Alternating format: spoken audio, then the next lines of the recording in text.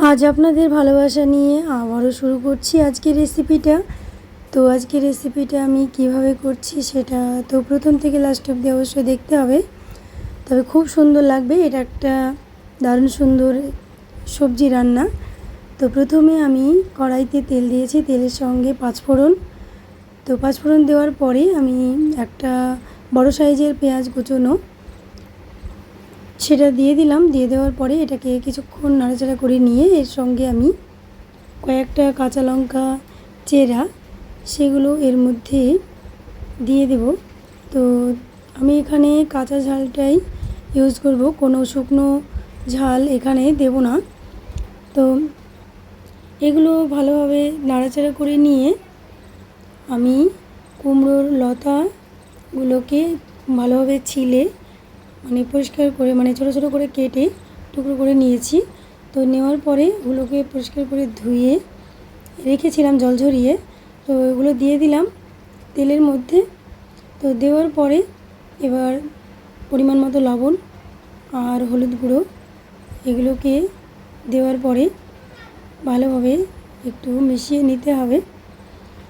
আর লবণটা দেওয়ার পরেই এটা থেকে অটোমেটিক একটু জল বার হবে আর অনেকটা কমে যাবে।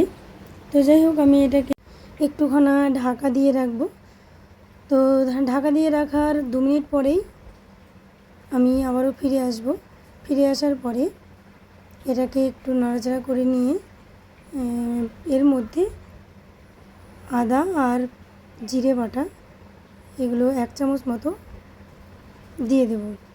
তো এগুলো দেওয়ার পরে আমি এর সঙ্গে দেখিয়েছি প্রথমে যে কি দিয়েছি, কিন্তু বলিনি। তো যাই হোক, সেটা হচ্ছে চিংড়ি মাছ। তো চিংড়ি মাছটা এখানে ভাজা দেখানো হয়নি,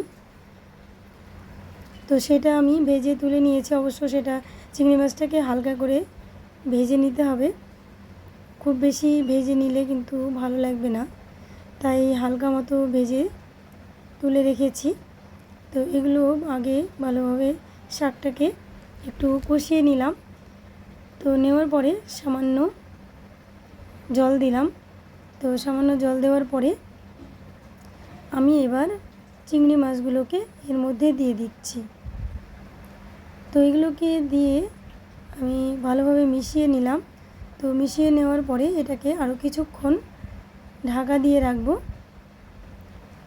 ঢাকা দিয়ে রাখার পরে দেখতে হবে যে এটা হয়ে গেছে।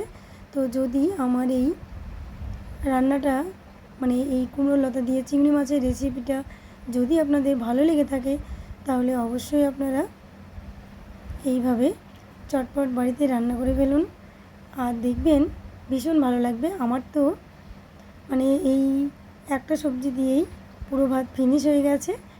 যদিও অন্যান্য আরও মাছের ঝোল ছিল বা আরও তরকারি ছিল, সেগুলোর দিকে আমি তাকাইনি যাকে বলে। তো অবশ্যই আশা করছি আপনাদেরও ভালো লাগবে। যদি এইভাবে মজাদার করে রান্না করেন, তাহলে একটা অসাধারণ সবজি রান্না মনে হবে।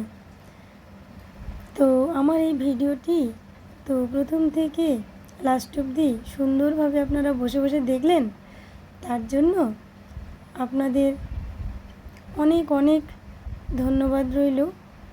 আর আপনারা সকলেই খুব খুব ভালো থাকবেন আর আমাদেরও ভালোবাসা দিয়েন।